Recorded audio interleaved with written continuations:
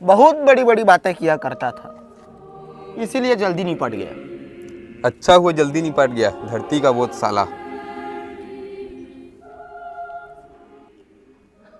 मरने से याद आया यार, मेरी परदादी का तिरही था, और मिस्त्री ऐसा रसगुल्ला बनाया था, क्या बताऊं।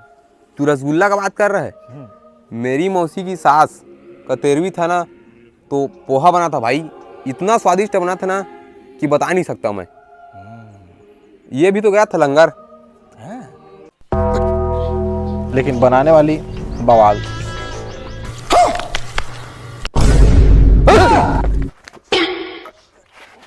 जल्दी चलो, वरना हमें भी ले जाएगा।